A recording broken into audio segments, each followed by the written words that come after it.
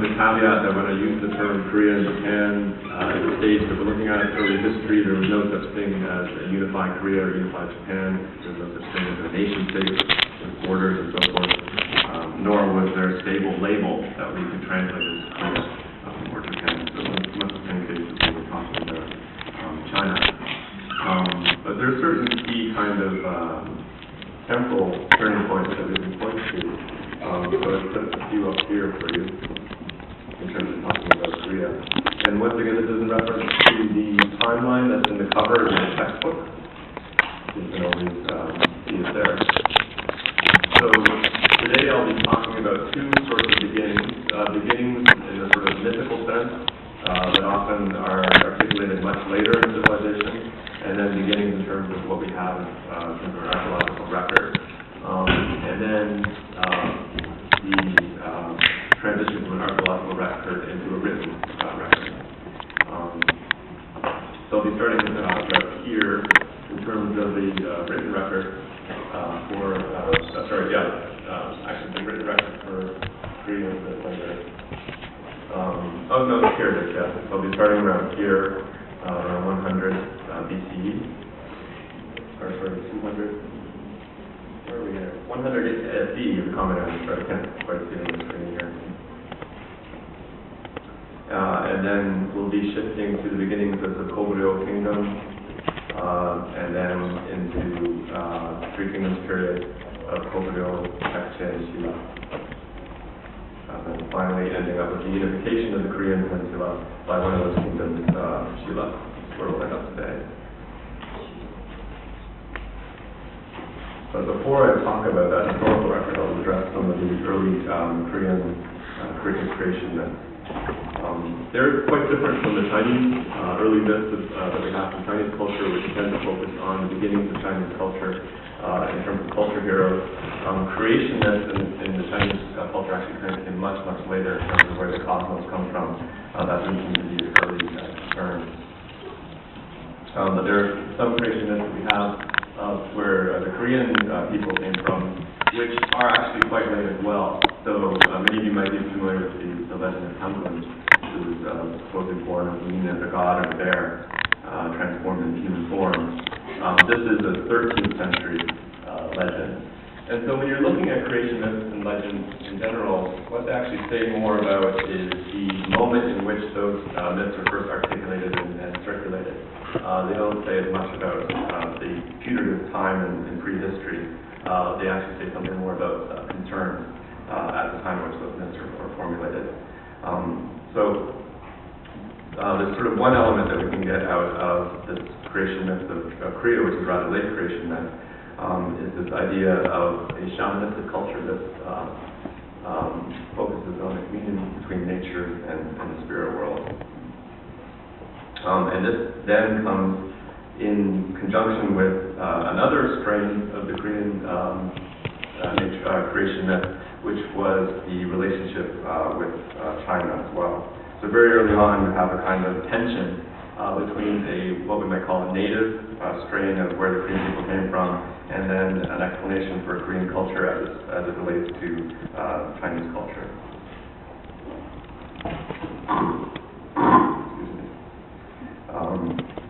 So Korea's ability to resist absorption into China, while at the same time benefiting from the cultural influence from China, has been sort of central to the idea of Korean identity. And this has something to do with geography as well, and I'll talk a little bit about that. So, for instance, the earliest records archaeological records we have on the Korean peninsula are ceramics coming from many thousands of years ago.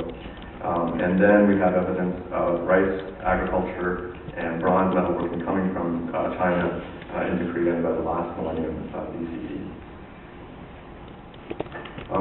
And then there's evidence of interaction with Chinese culture, probably during the Zhou dynasty period in China. And this is actually addressed in the Korean creation myth with this idea of Kija, who succeeded Tanglun, and supposedly was a refugee from the Zhou dynasty who went to Korea and brought Chinese culture to the Korean peninsula. And this is in attempt to sort of authenticate the presence of Chinese civilization in Korea as a source of high culture, by going back to the Zhou dynasty, which is the source of Chinese high culture itself. So it's a brief analysis of the myths, and these myths often have something to do with nationalism as well.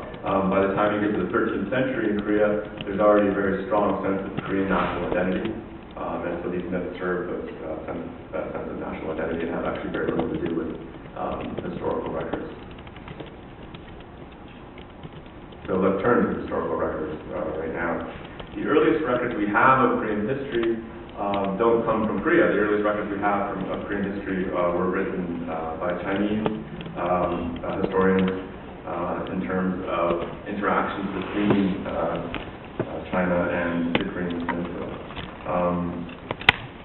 There are some records which indicate that there's a Chinese refugee from the collapse of the Qin dynasty. You remember the warfare after the Qin, before the establishment of the Han dynasty. There was a refugee who sort of fled from that warfare, went to the northern part of the Korean Peninsula, near Pyongyang here, and established a small kingdom, which he called Joseon, which is actually an early name for the north part of Korea, and later a name for the Korean dynasty. Then this small kingdom then came into conflict with the Han dynasty once the Han dynasty was established. And in about 108, the Han dynasty took it over and established a commandery there called Lolong, near Pyongyang.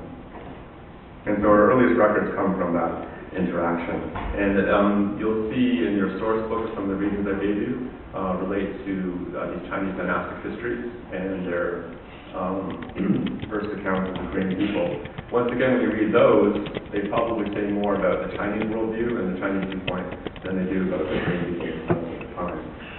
So part of the Chinese historical project, particularly the Han Dynasty,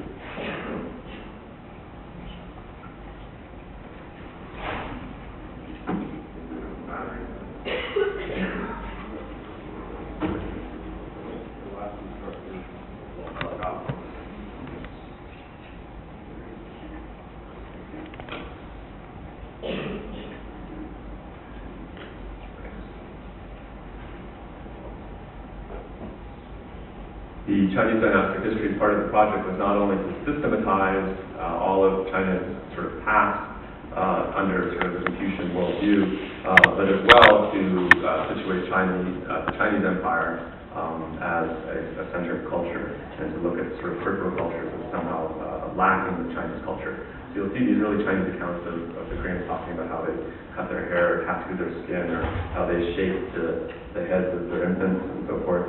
And in a kind of pejorative manner in terms of lacking the culture. So once again, these early accounts say more about the people formulating their accounts really than their subjects. So the Lolong commandery that was in the north part, there is evidence that comes out of observations made by the Han Dynasty historians that the Korean Peninsula was home to many competing kingdoms, like at least 50 different small sort of city-states. And there was a variety of languages and there were a variety of ethnicities in the Korean Peninsula at the time as well. So mixed languages, mixed culture, and as well these languages and cultures which were identified as non-Chinese extended far north of the modern border of Korea into Manchuria.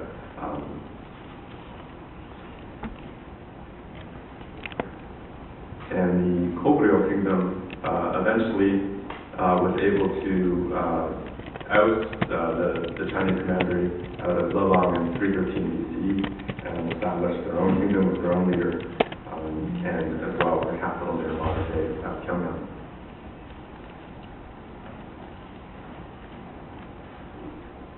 At that time, some of these other sort of loose federations of kingdoms were consolidating in the south into two main kingdoms. I'll ignore Kaya for now and just talk about Paekche and Shilla. And so we enter what's called the Three Kingdom period, not to be confused with the Three Kingdoms era of Chinese history, the Three Kingdoms period of Korean history from 313 to 668, in which there is sort of a constant state of warfare between Goguryeo and Paekche and Shilla in the south, and constant sort of shifting alliances trying to dominate the Korean peninsula.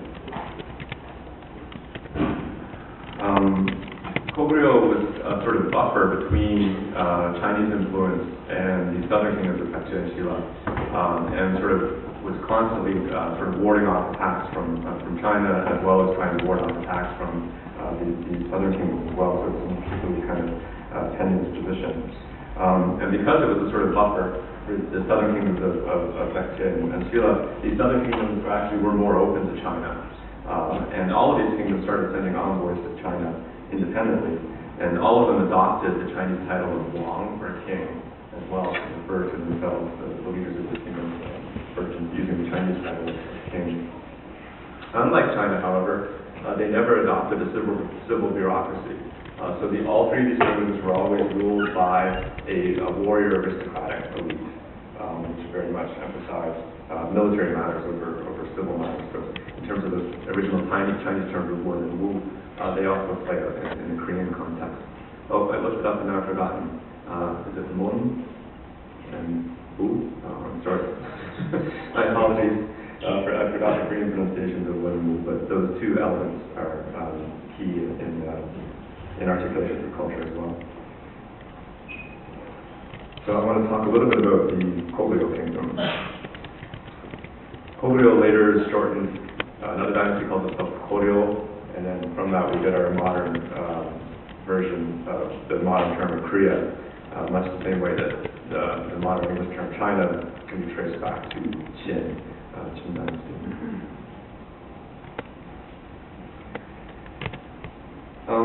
So a number of things the Goryeo kingdom did very early on was to adopt Buddhism, and through that the Chinese writing system. And this is an example of how the Chinese writing system, by being a vehicle for Buddhism, spread all over East Asia. It soon spread in Japan after this as well. And so many of the Buddhist sutras and teachings about Buddhism travel both to Korea and Japan in the form of Chinese written texts, and by the same token, then encourage these receiving cultures to learn Chinese in order to understand these Buddhist texts. But at the same time, Confucian administrative patterns also were more like Goryeo as well in terms of their interactions with China. And then they in turn actually had envoys that went to Japan and carried ideas about Buddhism and Confucianism that originated in China, then went through the medium of Korea, and then ended up in Japan, along with arts and technology and architecture and so forth. The Korean Peninsula has long been, had a profound influence on the formation of Japan, from its own sort of cultural viewpoint, as well as a conduit for culture coming from the Chinese Oriental. And it really was the sort of predominant power in Northeast Asia, as I said, extended well beyond the borders of North Korea, and established its capital in Pyongyang. But in terms of trying to move south, to the southern part of the peninsula, it was always stopped by Baekje and Shilla, and so it needed to defend itself on two borders. In terms of the northern border with China, it actually suffered, or not suffered, but was attacked on numerous occasions. So I put them all here: 598, 612, 613, 614, 617, 647, 648, 658. All of these were attacks made by China and Korea, never successful. You think they would have learned their lesson after a while. Particularly, these first parts were done under the Sui dynasty, all of these military campaigns. And these campaigns were actually credited to some extent with the downfall, like causing the downfall or contributing to the downfall of the dynasty, with the amount of resources and manpower that were expended on these campaigns. A particularly sort of famous battle was in 612, when the Sui dynasty launched a huge expedition of over 1 million men to attack the Goryeo kingdom and try and reclaim it. Remember, Sui was looking back to the Han dynasty and trying to sort of extend its influence into Korea the way the Han dynasty did. On the way to the Goryeo kingdom, many men were deserted or lost to hunger and disease and so forth. So by the time they actually got to the northern part of the Korean peninsula, there were only about 300,000 of the men left to attack what's now modern-day Pyongyang. They were initially successful in their attack. Goryeo admitted defeat and said that it would be a tributary state to China. Instead of continuing the war, the Chinese were satisfied with this. They turned around, they left, and then as they were retreating, a famous Korean general led a force to attack them, and at this place called the Salsa River. And at that point, there was a sort of major rout, which the 300,000 man force was reduced to about 3,000 men. And this is not only an important battle in terms of establishing a sort of precedent for Korean independence from Chinese military control, but as well as becomes part of the major Korean nationalist myth. This battle, many cultures have these famous battles which come up again and again. So it becomes a sort of major symbol of resistance to Chinese domination. So Fort Goguryeo, they had it from both sides. If you look at this map again, so they were constantly trying to repel China, and at the same time, Paekche and Sheila were trying to move north. And Sheila had the bright idea of aligning themselves not with Paekche, but with mainland China. By this time, the Tang Dynasty were here, so they sent envoys to the Tang, and were able to secure an agreement from the Tang Emperor to fight off both Paekche and Goguryeo. And the Tang Emperor, of course, saw this as an opportunity to establish China's influence on the Korean Peninsula. And so they first took over Paekche in the south, and then the combined Sheila Tang forces defeated Goguryeo. That happened in 668. And at that point, it's the first time in 668 when we can talk about a unified Korean peninsula. So if you wanted to look for sort of beginnings of it, what we could identify as a pre-modern ancestor to modern Korea, then it would be in that unification 668.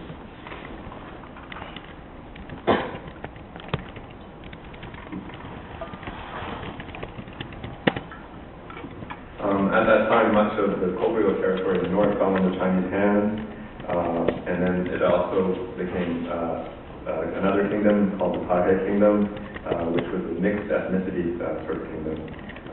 So sort of the Sheila sort of proto-Korean state was more focused in the southern part of the peninsula, and then there was more sort of mixed ethnicity power base in the north.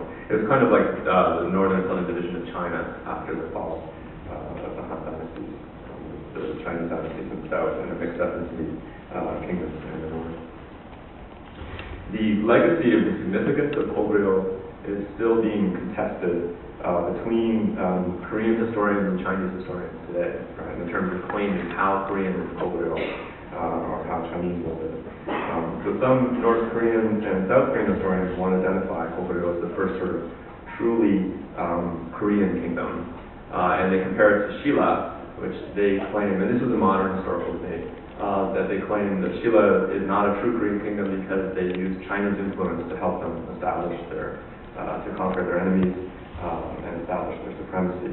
And Goguryeo was the one who's always fighting against China by itself, right, without any help. So you can see how sort of nationalist tendencies get into historical interpretations here.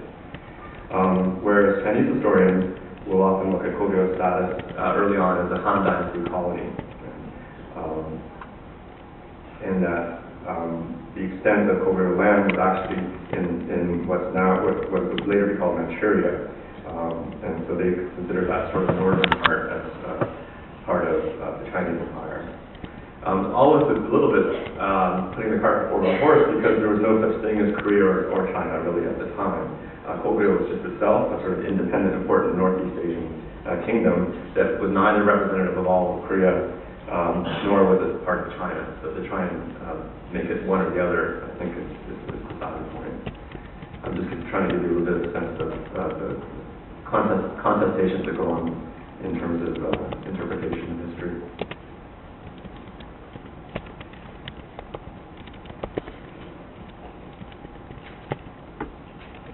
So once the Sheila kingdom had unified the peninsula, then we can look at a few of the legacies of Sheila. One very important person to look at is Queen Seondeok, who was one of 3 Sheila female rulers. And this is actually another difference in the pattern of Korean kingship or Korean rule versus the Chinese one is that there were quite often female rulers sitting on the throne in Korea, as well in Japan. There were female rulers or emperors in Japan as well. I mentioned last time that there was one Tang Dynasty female ruler, who was the Tian, who sat on the throne as emperor, and that was the exception. That was the only time it happened. I didn't want to indicate that women weren't important rulers in China. They were, but they would often rule from behind the throne. So empress dowagers or mothers of emperors would often have effective control over the Chinese empire, but they never declared themselves as emperor. They never sat on the throne as emperor, with the exception of Wu Tian and the Tang Dynasty. But this is not the case for Korea or Japan, which there were actual female rulers sitting on the throne. Queen Seondok is important as well in terms of using Buddhism. And this is a kind of trend you'll see, particularly we saw it in the northern Wei Kingdom, in the northern southern period of Chinese history, where Buddhism was used to establish sort of the legitimacy of the Wei ruling house of the Shenbei people, the 12 Shenbei people. Buddhism was also used in Korea and in Japan as a way of establishing a legitimacy of the state. So to consolidate control over the kingdom, building temples throughout the kingdom, building temples, of course, in the capital as a sort of physical representation of imperial power, and then adopting a sort of very intricate cycle of rituals that were to be carried out at those temples. And then on top of that, textual scholarship was attached to Buddhism and temples as well. So it was a way of co-opting sort of literate elite in the kingdom as well. So Buddhism was a very useful tool in terms of establishing cultural and legitimacy for ruling houses.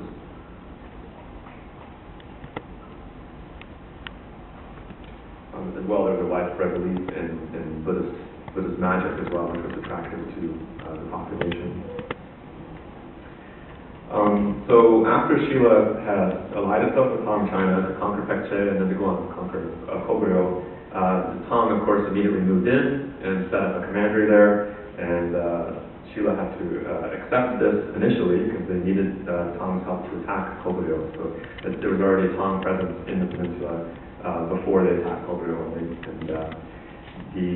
when Queen Seondok actually first sent her envoys to Tang China in 643 to ask for help against Baekje and Goguryeo, one of the conditions the Tang Emperor set for her was that if they were to aid Shila, that the queen herself would have to step down off the throne and be replaced with a Tang Dynasty male prince, because the Tang Emperor claimed that Shila was always being attacked by the other two kingdoms because it had a female ruler. And Queen Seondok very politely declined this suggestion and remained on the throne, and with an act of patronage of patron Buddhism, which to some extent I think can be seen as an attempt to have an alternate claim of legitimacy, besides tying her fortunes directly to the Chinese Empire. Is using Buddhism as a sort of making it her own cultural legacy. All the kingdoms actually sent monks and scholars to China to find out more about Buddhism. One of the most famous monks, I think I put his name up here, Wonho, who lived in the early 7th century, was highly influential in that he learned about different Buddhist schools in his travels in China, and then brought that knowledge back and then synthesized a new school of Buddhism, particularly the Korean school of Buddhism, which was a synthesis or syncretic school based on other schools he'd been exposed to in China, which spread rapidly. It was very popular within Korea and also went over to Japan as well. So he was a key figure in facilitating the spread of Buddhism from China throughout East Asia. And in fact, at this time, most knowledge of Chinese culture in Japan, including Buddhism, Confucianism, the Chinese written language, was brought through Korean envoys going across the Tsushima Strait to Japan. Actually, it wasn't Shila, it was the Baekje kingdom which was the most active in terms of sending envoys to Japan. And then Wonjo's own son, So Tong, was a scholar of Confucianism as well. So these two men, father and son, were major figures of Buddhism and Confucianism in Korea at the time. And supposedly made a first attempt at developing a Korean writing system independent of the Chinese writing system.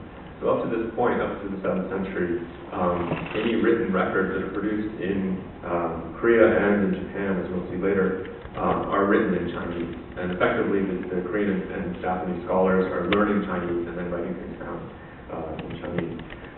So there were some early attempts to try and develop a native writing system using Chinese characters to represent Korean sounds. It wasn't until much later that an entirely independent Korean alphabet was developed, but there was already an attempt at this point to represent Korean as it was spoken using Chinese characters as phonetic scripts. By the way, I should say, for those of you who might not be familiar, and I think I mentioned this briefly in my initial discussion of East Asia, that the Korean language and the Japanese language are completely separate and different from the Chinese language. It's only the use of Chinese written characters in Korean and Japanese that give a superficial appearance of somehow being related. But Korean and Japanese are actually distantly related. There's some evidence that early on in Korean and Japanese history there was a massive immigration from Korea, the Korean Peninsula, to Japan. So there's Korean ethnicity mixed in with Japanese ethnicity in that early moment, and as well that the Japanese language might have originated originally in Japan and then developed on its own. In Korea and developed on its own. So they're actually come from a similar root. And the Japanese and Korean language are in a group called the Altaic language group, which is actually related to Turkish. That has nothing to do with the Sino-Tibetan language group with the Chinese and them.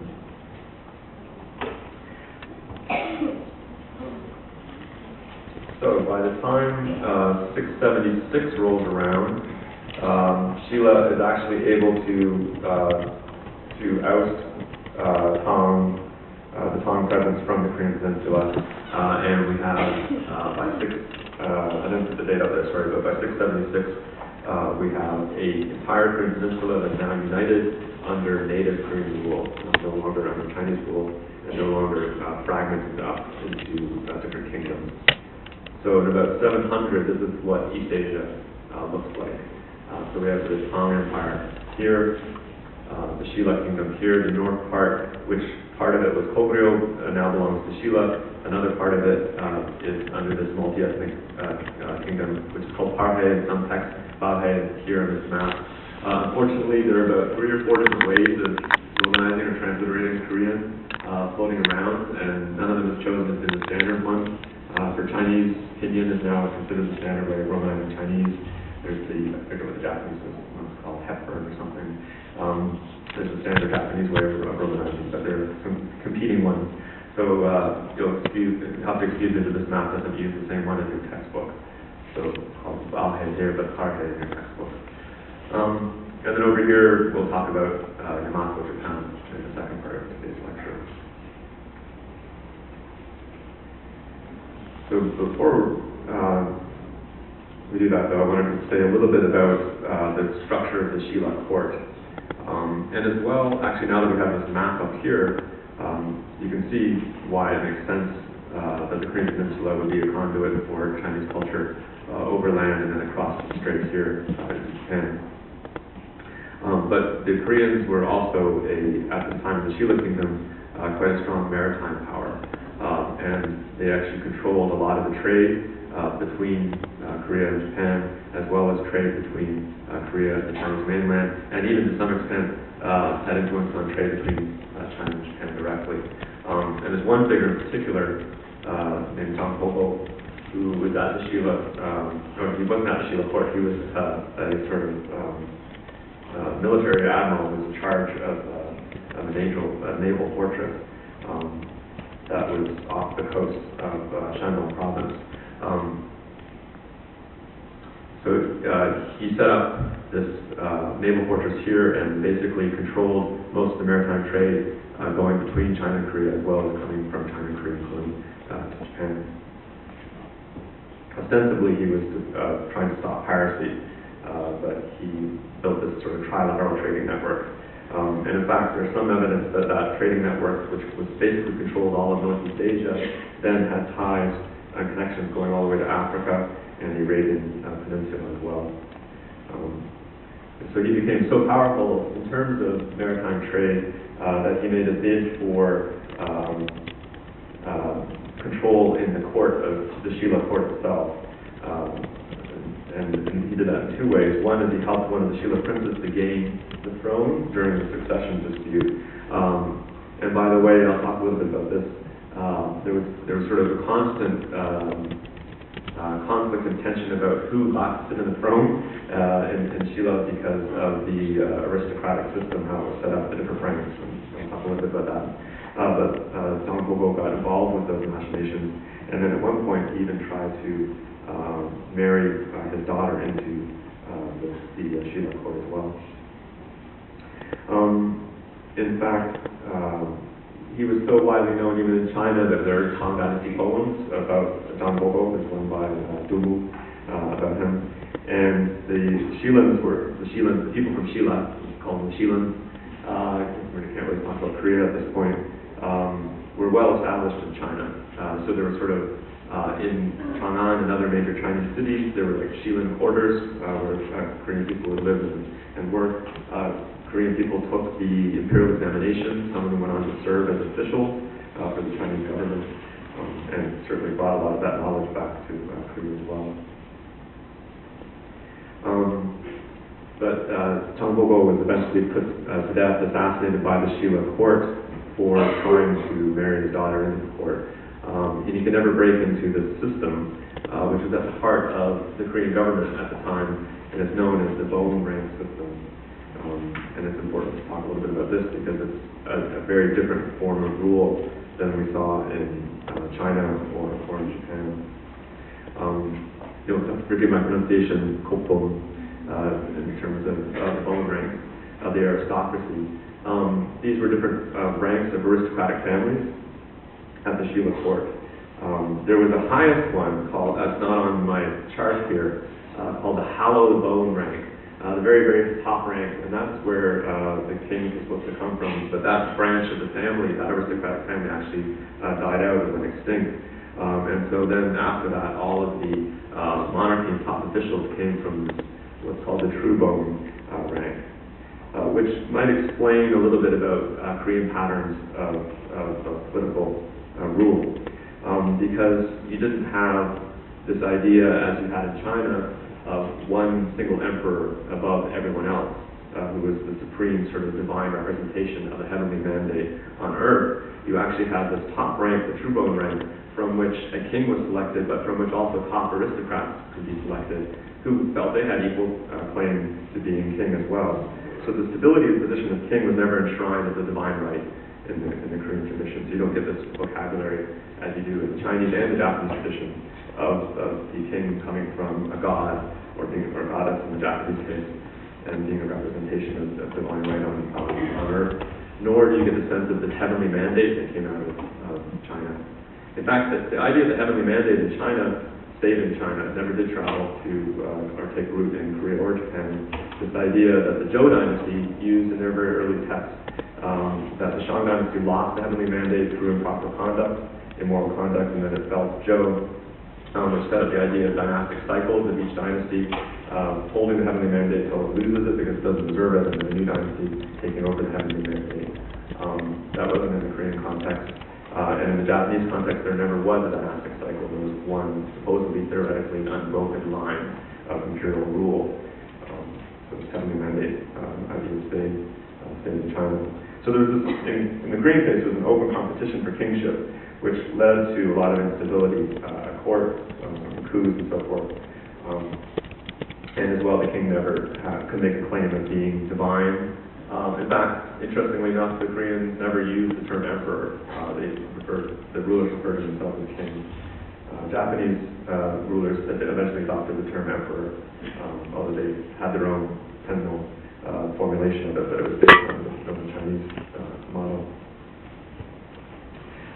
This might also explain, by the way, this idea of competition in the top rank of the bone rank system for kingship.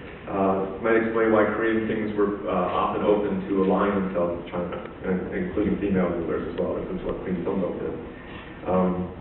and would often accept titles from China, because this would give them some leverage against their opponents, their competition at home. Right? So if you were a king and you had all these other aristocrats vying for the position, if you had an alliance with China, and you received some sort of titles and honorifics from China, that sort of gave you, cemented your position, gave you some legitimacy that your competition didn't have. So this may be an explanation for why Korea was more open to that relationship, where Japan early on rejected that sort of relationship with China. So the bone rank system, basically you were assigned a rank based on who your parents were, the aristocratic system, and then that meant only certain positions at court were available to you, and you could only marry certain people, you had a certain level of taxes to pay, certain duties you had to perform for the ruler, even the size of your house and what kind of clothes you could wear, what colors of clothes you could wear, and so forth, were all dictated by this bone rank system.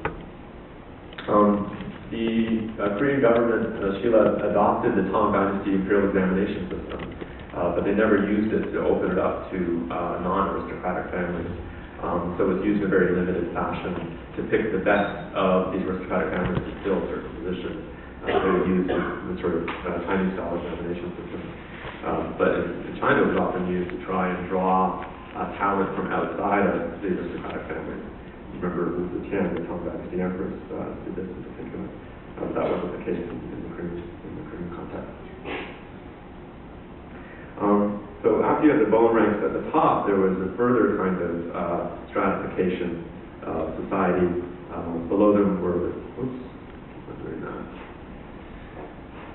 commoners, farmers, fishermen, gardeners, merchants, and then there was a large slave class as well. And in the Korean case, there were slaves in China as well, but in the Korean case, wealth was often measured in terms of these aristocratic families by how many slaves they had in control. And even sales of property and so forth would go along with the slaves that were used to maintain the property. In fact, the whole slave system is one that's not often discussed in histories of East Asia, and it's often not included in many of the official historical records. It's important to know its existence.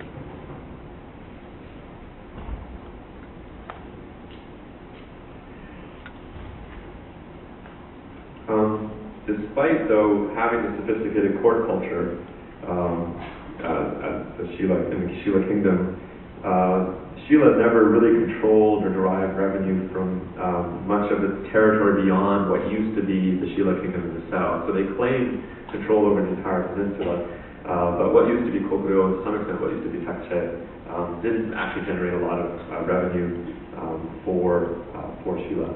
So it's more of a cultural claim, to some extent a theoretical political claim of ruling over the entire peninsula, not so much a truly economic or military one. And what this meant is eventually these prior kingdoms, Taekche and Goguryeo, started to rebel against Shilla, and Goguryeo attacked from the north at one point and brought an end to the unification of the Korean peninsula under Shilla in 892. Oh, another thing I should point out, you read a text about it, is the Hwarang, or the flower youth corps, which was a sort of means of inculcating aristocratic and military virtues in the ruling class. Sort of like a finishing school for the ruling elite for the Shilla Kingdom.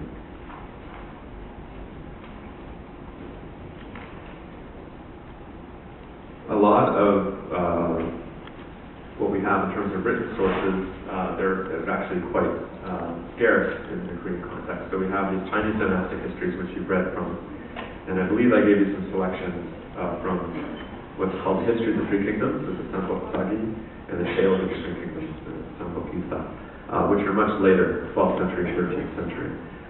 So when we're dealing with Korean history, we always have to be careful that these texts, if we're talking about Shilla, and this is written in the 12th century, then they're about 500 years, right?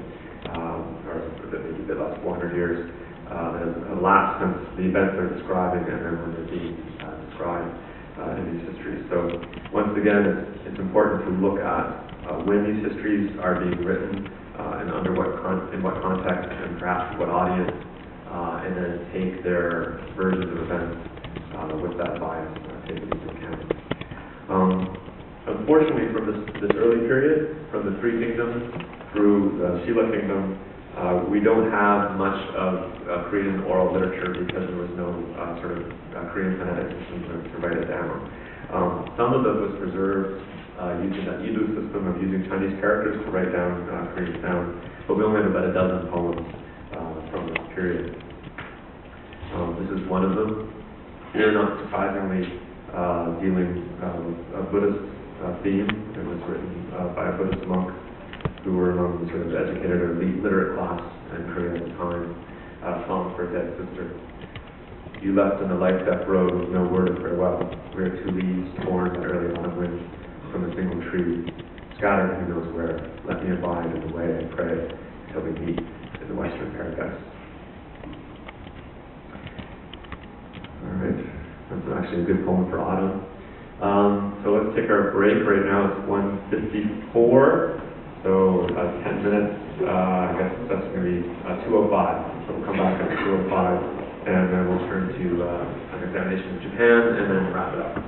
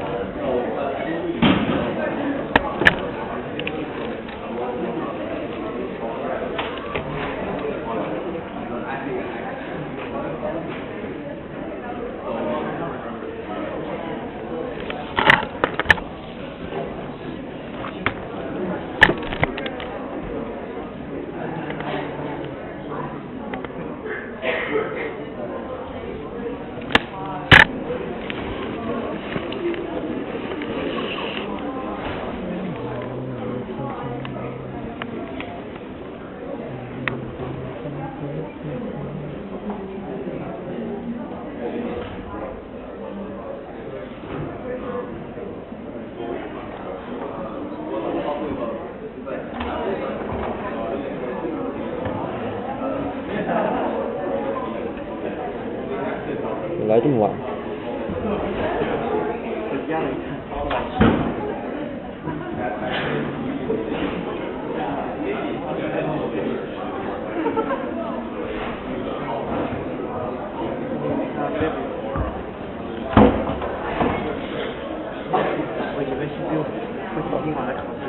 什么考试？第一轮。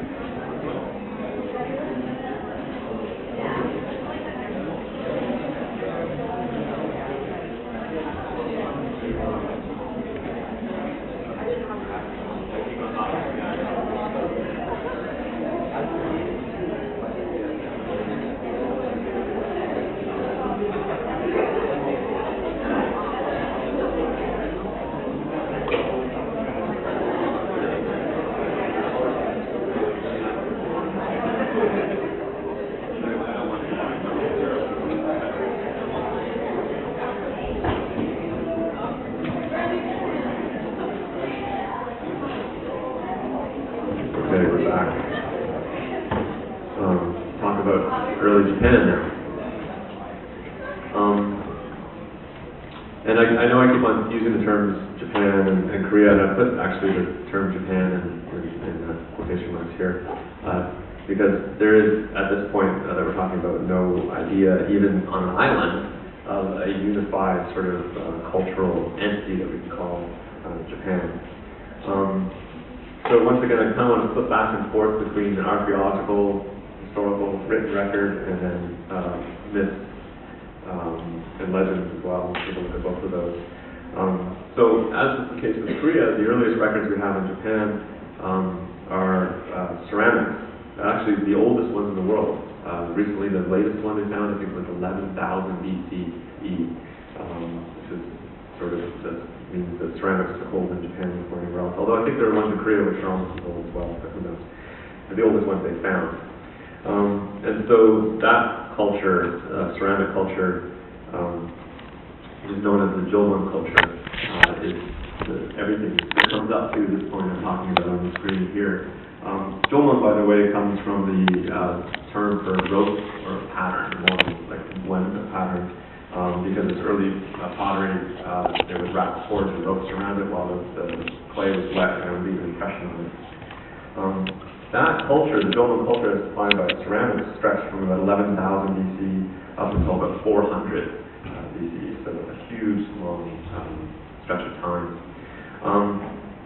And as far as we can tell from the archaeological record, it was a society of primarily hunter-gatherers who lived largely off the ocean, a lot of seafood, and they became very skilled at boat making and navigating the ocean as well.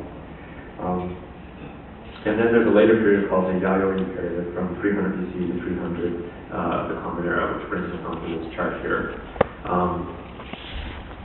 in which there's the introduction of rice cultivation, probably from the mainland as well, and metallurgy. And this is the period I talked about when I was talking briefly about Korean history, from 300 BC to 300 CE. In Japan, there's this period of what seems to be massive immigration from the mainland, particularly from Korea, which probably has something to do with the Japanese language itself being related to the Korean language. And then some other points I'll be talking about are the earliest records of a Japanese ruler, also a female ruler, Himiko.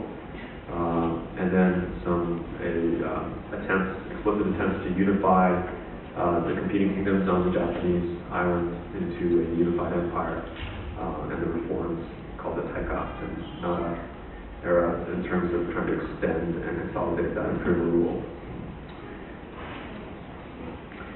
So let's start out with the creationists again. These are a little bit earlier. The Korean creationists, the earliest records we have, I think, were 13th or 14th century. The earliest written records that have creationists in the Japanese context are 7th century, Common Era. And in this case, rather than bears being involved, it's a brother and a sister god, Izanagi and Izanami, who created the Japanese islands, and the sun goddess named Amaterasu to watch over the islands. And the sun goddess is important. Talk about, I don't know, sorry, what happened to my slide there.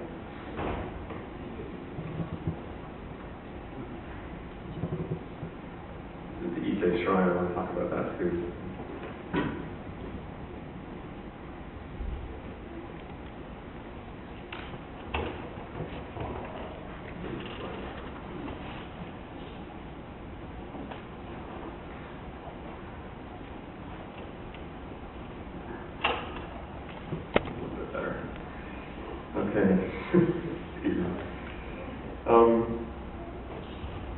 The Amaterasu, the sun goddess, becomes important later in terms of the formation of the Shinto religion, as well as establishment of Japanese imperial power, becomes part of the Japanese nation myth as well. She's held up as the sort of first and most important of thousands of Japanese deities called kami, and she was sort of the head goddess of the Shinto religion, and was then sort of co-opted by the Yamato clan to establish their legitimacy as the head ruling family. I'll talk a little bit about that.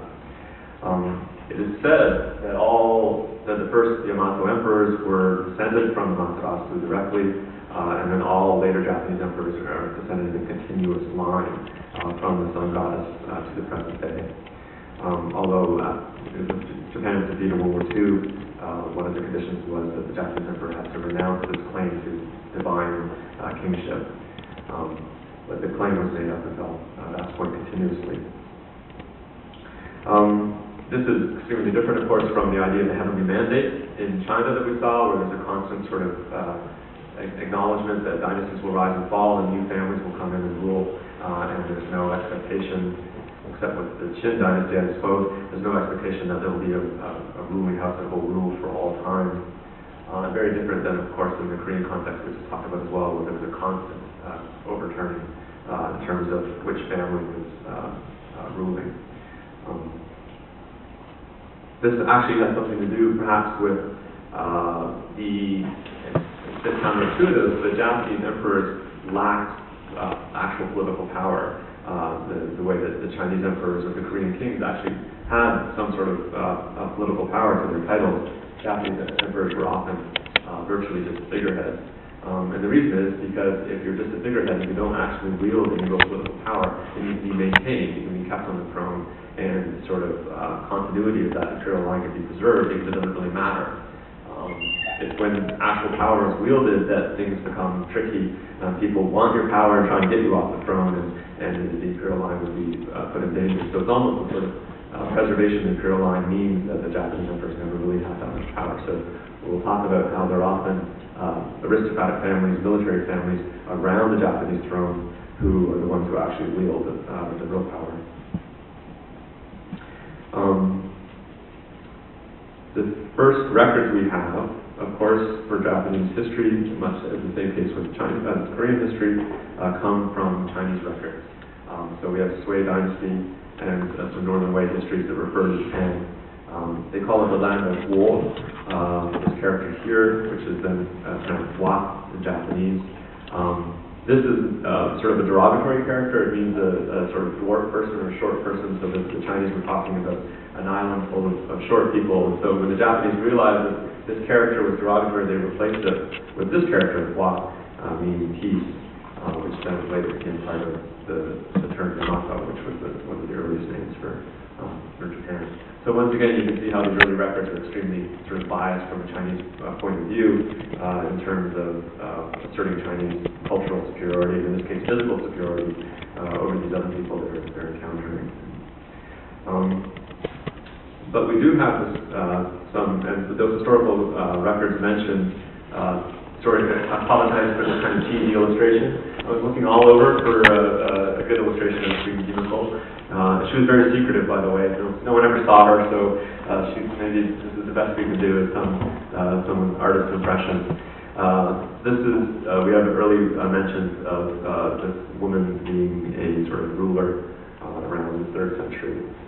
There's debate about where she ruled. Some Japanese historians say it's Kyushu, some say it's in the Yamato Plain. We'll talk a little bit about that. But she seems to be interpreted as perhaps an early Shinto priestess, right? So a representative of Amaterasu on Earth, or like a medium who would communicate with Amaterasu, the sun god. And she was highly reclusive. She lived in a sort of palace and was never seen by anyone. And her younger brother, I believe it was, actually communicated with the outside world on her behalf. Oh, I forgot to mention something about the Ise shrine here. This is the shrine to Amaterasu, the sort of ancestress of the Japanese imperial line, and it's actually rebuilt every 20 years, so that's why it looks new. They take it down and they rebuild it, and it goes through a certain cycle, a geographical cycle of where they build it. It's a way of renewing it and keeping it pure in terms of Shinto. Okay, back to Himiko.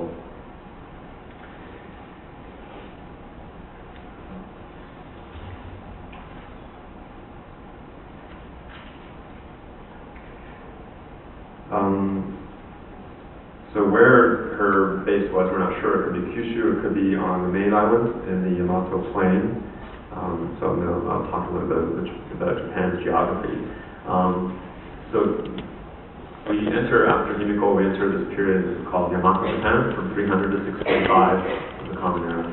And it's based on the sort of ruling aristocratic family being in this area of Japan here known as the Yamato Plain.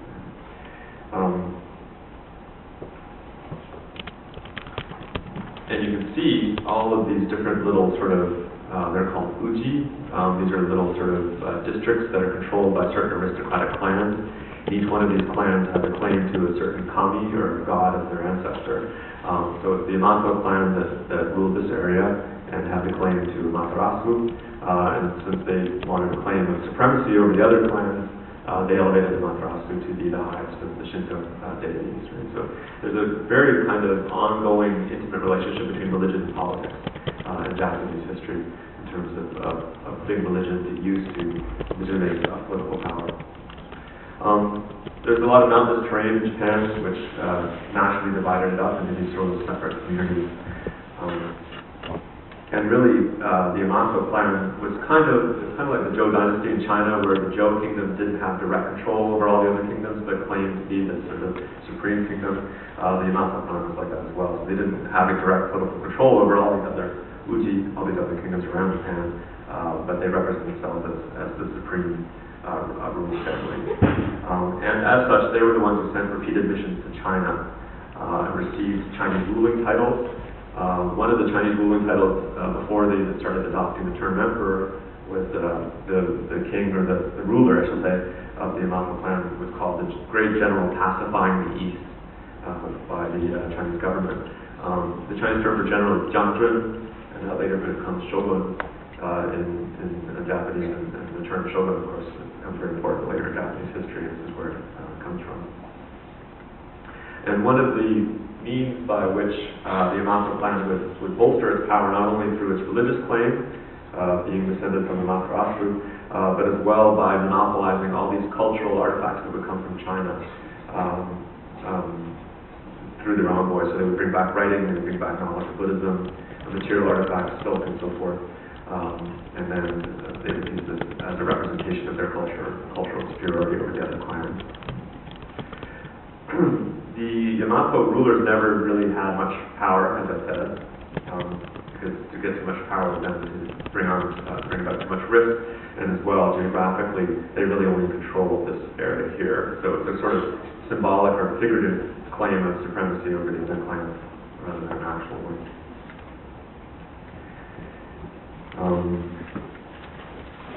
It's sort of a printout a bit blurry here. Oh, and another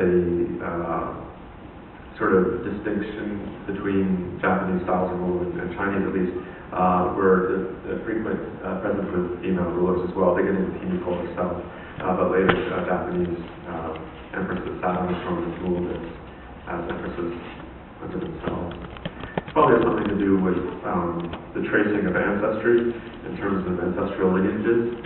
From very early times, the Chinese traced their ancestry through patrilineal surnames, whereas in the Korean and Japanese context, there was sort of bilateral tracing of lineage on the female end as well as the male side. And often surnames weren't part of it at all. Surnames were introduced later. So there's probably something to do with the tracing of kingship as well through female lines. I mentioned before how the Paekche Kingdom in Korea were the ones that introduced Buddhism into Japan in 552. Japan likely had exposure to Buddhism before this point, but this is the first official record we have of it being brought to Japan. And once again, Buddhism was a conduit for writing, sculpture, painting, ceremonies, everything that went along with it. And then this was marked as coming, ultimately from China through Korea, marked as elements of higher civilization. Right? So this is what was monopolized by the Yamato court in order to build their own political legitimacy. And as I said, often aristocratic clans around the throne were the ones that held the real power in Japan. And there was one that emerged in this period, the Yamato period, the Soga clan, in the 580s. There was actually a debate at the Yamato court about whether Buddhism should be brought into Japan or not, considering that it was a foreign religion. And the Soga clan believed that it should be, and actually exterminated their rivals and opened the doors to Buddhism. And at the same time, they assassinated one of the Yamato rulers and put their own members of their own clan, who was from the Yamato. It's very complicated. The person they put on the throne was still from the line of Amaterasu, but it was someone that was from their branch of the clan rather than another branch of the clan.